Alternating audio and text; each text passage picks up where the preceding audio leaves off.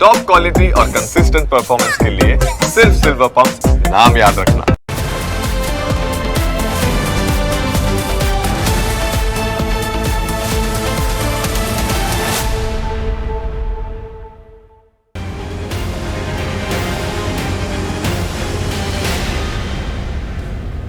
શું તમને ખબર છે કે ગુજરાતમાં દર કલાકે સરેરાશ એક વ્યક્તિ અકસ્માતથી મોતને ભેટે છે? 90% અકસ્માત ઓવર સ્પીડિંગના કારણે થાય છે. ઝડપની મજા અને મોતની સજા, આ સૂત્ર ફક્ત કહેવા પૂરતું નથી, પરંતુ હકીકતમાં આવું જ થાય છે. વડોદરામાં પણ વહેલી સવારે થયેલા ગોઝારા અકસ્માતમાં 7 લોકો મોતને ભેટ્યા. વહેલી સવારનો સમય હતો. વડોદરા શહેરના કોટંબી સ્ટેડિયમ નજીક વહેલી સવારના અંધારામાં રસ્તા પર ચારે બાજુ સન્નાટો હતો. કોથળા ભરેલી એક ટ્રક રોડની સાઈડમાં ઊભી હતી. આ દરમિયાન લક્ઝરી બસ પાછળથી ટ્રકની અંદર ઘૂસી ગઈ, જેમાં 7 લોકો મોતને ભેટ્યા. આ 7 લોકોમાં એક બાળકનો પણ સમાવેશ થાય છે. અકસ્માત કેટલો ભયાનક હતો તે તમે આ દ્રશ્યોમાં જોઈ શકો છો. લક્ઝરીનો 3 થી 4 ફૂટ જેટલો ભાગ ટ્રકની અંદર ઘૂસી ગયો. આ દ્રશ્યો ઉપરથી જ તમે અંદાજો લગાવી શકો કે લક્ઝરી બસની સ્પીડ તે સમયે કેટલી વધારે હશે. અકસ્માતમાં 7 લોકોના મોતની સાથે સાથે 25થી વધુ લોકો ઇજાગ્રસ્ત થયા છે, જેમને સારવાર માટે હરસજી હોસ્પિટલમાં લઈ જવાયા. મળતી માહિતી પ્રમાણે બાલાજી ટ્રાવેલ્સની લક્ઝરી બસ રાજસ્થાનના બાડમેરથી સુરત જઈ રહી હતી. જ્યારે આ બસ વડોદરા પહોંચી ત્યારે સવારના 4 વાગ્યાનો સમય હતો. મોટાભાગના મુસાફરો બસની અંદર ઊંઘ લઈ રહ્યા હતા. ઠીક તે જ સમયે લક્ઝરી બસ ધડાકાભેર ટ્રકને અથડાતા આખો હાઈવે મોતની ચીસોથી ગુંજી ઉઠ્યો. લોકોએ મોતને નજીકથી જોયું, કારણ કે જે સ્પીડમાં લક્ઝરીએ ટક્કર મારી હતી તેને જોતા કોઈ બચી શકે તેમ લાગતું ન હતું. તેમ છતાં આ દુર્ભાગ્યપૂર્ણ અકસ્માત 7 લોકોને ભરકી ગયો. જેમણે ક્યારેય કલ્પના પણ નહોતી કરી તેમને એક દિવસ આવું મોત મળશે.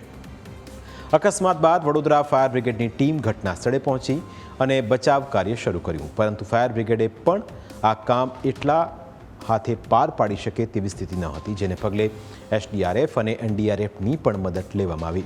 ઇજાગ્રસ્તોને બહાર કાઢવા માટે એનડીઆરએફ અને એસડીઆરએફના જવાનોએ કલાકો સુધી જહેમત ઉઠાવી.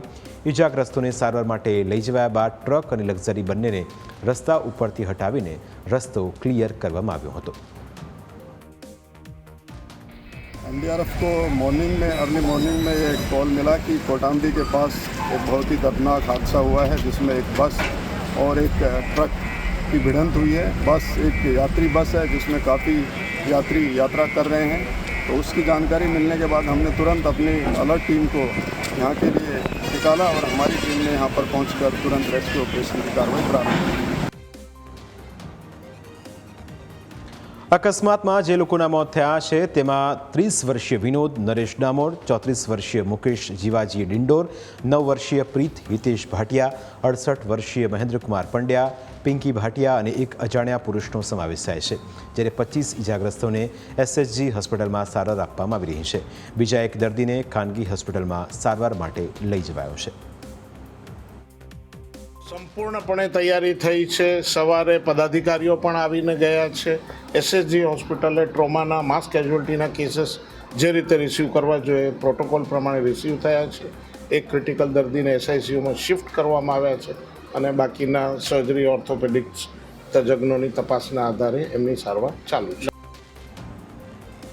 લક્ઝરી બસની અંદર બેઠેલા મુસાફરો કોઈને કોઈ કારણોસર સુરત જઈ રહ્યા હતા. કોઈએ પણ અકસ્માતની કલ્પના કરી ન હતી. ખાસ કરીને અકસ્માતમાં જે લોકોના મોત થયા છે તેમના પરિવારજનો પર આપ તૂટી પડ્યું હોય તેવી સ્થિતિ સર્જાઈ છે. કારણ કે પરિવારમાંથી જો એક પણ સભ્ય ઓછો થઈ જાય તો તેના કારણે કેટલું દુઃખ થાય તે પીડિત પરિવાર જ અનુભવી શકે. કહેવાય રહ્યું છે કે અકસ્માત ઓવર સ્પીડના કારણે થયો હોઈ શકે છે.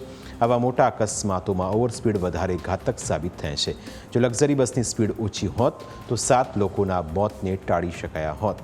બીજી તરફ હાઈવેની સાઈડમાં પાર્ક કરવામાં આવતા ટ્રક પણ કાળમુખા સાબિત થઈ રહ્યા છે. આવા ટ્રક ચાલકોને પાર્કિંગ માટે ક્યાંય જગ્યા ન મળતી હોવાથી તેઓ રોડ ઉપર ટ્રક પાર્ક કરી દે છે. જો ટ્રક રસ્તા ઉપર પાર્ક ન કરાયો હોત તો અકસ્માત જ ન થયો હોત, પરંતુ બેફામ રીતે ટ્રક હંકારતા અને આડેધડ રસ્તાની સાઈડમાં ટ્રક પાર્ક કરનારાઓ સામે કોઈ જ કાર્યવાહી કરવામાં નથી આવતી. તેના બદલે જો કોઈ કાર રસ્તા ઉપર પાર્ક કરાઈ હોત તો તેને ટોઈંગ કરીને લઈ જવામાં આવે છે, પરંતુ ટ્રક ચાલકો સામે કોઈ જ કાર્યવાહી કરવામાં નથી આવતી અને તેના જ કારણે આજે ક્યાંય ડમ્પર અને ટ્રક ચાલકો લોકોને કચડી મારે છે તો ક્યાંક રસ્તા પર પાર્ક કરાયેલા આવા ટ્રક લોકોના મોતનું કારણ બને છે. જોકે દેશમાં થતા 90% અકસ્માતો ઓવર સ્પીડિંગથી થાય છે. જો તમે ગુજરાતમાં અકસ્માત અને મોતના આંકડા સાંભળશો તો ચોંકી ઉઠશો.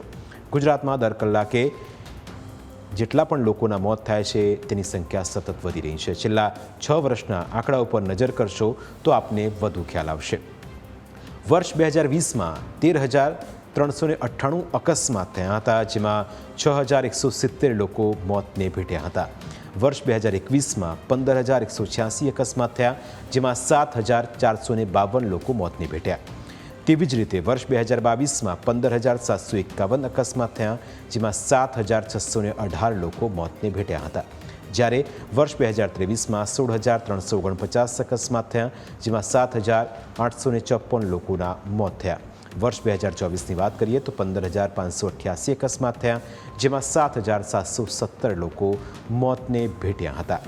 તેવી જ રીતે વર્ષ 2025માં 16,000થી વધુ અકસ્માત થયા, જેમાં 7,889 લોકો મોતને ભેટ્યા હતા. અકસ્માત થવા પાછળના કારણો જુદા જુદા હોય છે, પણ મોટા ભાગના અકસ્માતો ઓવર સ્પીડિંગના કારણે થાય છે. આજે કોઈ બીજાનો તો કાલે તમારો પણ વારો આવી શકે છે. એટલે તમારા જીવને જોખમ ઊભું ન થાય તે રીતે વાહન ન હંકારશો. તમારી એક નાની ભૂલ તમારી અને બીજા લોકોની જિંદગી બરબાદ કરી શકે છે. અકસ્માત થવા પાછળના કારણો જુદા જુદા હોય છે, પણ મોટા ભાગના અકસ્માતો ઓવર સ્પીડિંગના કારણે થાય છે. આજે કોઈ બીજાનો તો કાલે તમારો પણ વારો આવી શકે છે. એટલે તમારા જીવને જોખમ ઊભું થાય તે રીતે વાહન ન હંકારશો. તમારી એક નાની ભૂલ તમારી અને બીજા લોકોની જિંદગી બરબાદ કરી શકે છે. અકસ્માત લોકોને જિંદગીભરના ઘા આપી દેતા હોય છે. કોઈનો પગ કપાઈ જાય તો કોઈનો હાથ કપાઈ જતો હોય છે, અને તેની જ સજા આખી જિંદગી ભોગવવી પડે છે. જો તમે પોતે સુરક્ષિત રહેવા માગતા હો અને તમારા પરિવારને પણ સુરક્ષિત રાખવા માગતા હો તો કેટલાક સંકલ્પો લેવા પડશે. તમારે તમારી કાર કે બાઇકની સ્પીડ નિશ્ચિત કરવી પડશે. મક્કમતાથી નિર્ણય લેવા પડશે કે અમુક સ્પીડથી આગળ હું નહીં વધું. હેલ્મેટ પહેરવાની અને સીટ બેલ્ટ બાંધવાની ટેવ પાડવી પડશે. તમારે સંકલ્પ લેવો પડશે કે નશામાં રહીને ક્યારેય ડ્રાઇવિંગ નહીં કરો. તમારે નક્કી કરવું પડશે કે કાર કે બાઇક ચલાવતી વખતે ક્યારેય ફોન ઉપર વાત નહીં કરો. ટ્રાફિકના નિયમોનું ચુસ્તપણે પાલન કરવાનો પણ તમારે સંકલ્પ લેવો પડશે. જો તમે આટલા સંકલ્પ લેશો તો અકસ્માત અને મોતનો આંકડો ઘટાડી શકાશે. મિત્રો, ઝડપની મજા કરતાં તમારી જિંદગી વધારે મહત્ત્વની છે. તેને એક નાની ભૂલ કે બેદરકારીથી વેડફી ન નાખશો.